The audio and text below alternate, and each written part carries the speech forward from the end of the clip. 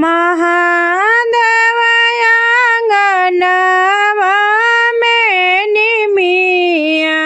निमिया भैली झालरदार। महादेव आंगनवा में निमिया भैली झालरदार। सिंगा झिंगा दुआरे झालर निमिया भैली झालरदार। रोहित सिंह दुआरे हरी निमिया भैली झालरदार। राहुल सिंह दुआरे झालर निमिया भैली झालरदार। निमिया भैली झालरदार। ओहू पा बैठे दुई सुगनवा बोले मधुर वचन। ओहू पा बैठे दुई सुगनवा बोले मधुर वचन।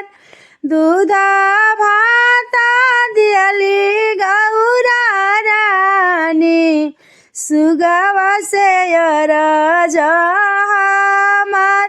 सुगना से अरज हमार। दूधा भाता देली सरोजा देवी सुगना से अरज हमार। सुगना से अरज हमार। दूधा भाता देली सिखा देई सुगना से अरज हमार। दूधा भाता देली दीपा देई सुगना से अरज हमार। सुगना से अरज हमार। छठी मैया के खबर जानव। छठी मैया नैहर अपन।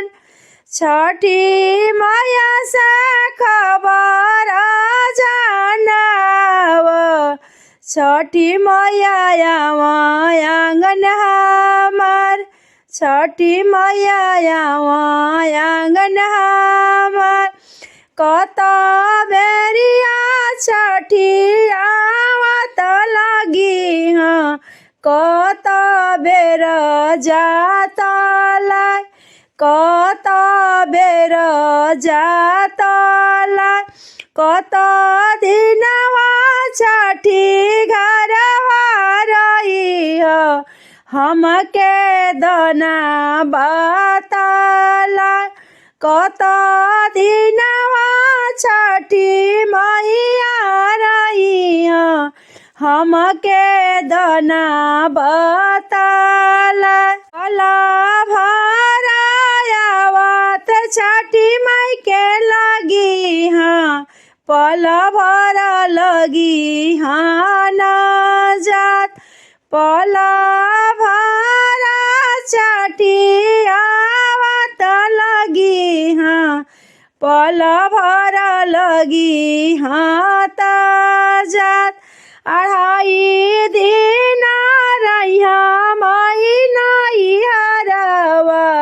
फिरू जइहा स्वर्ग लोक।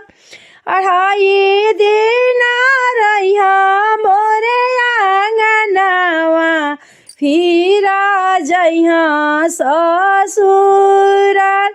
काई करबू माई के आदरवा काई करबू संसार। काई करबू उनकरे हाथा जरे करब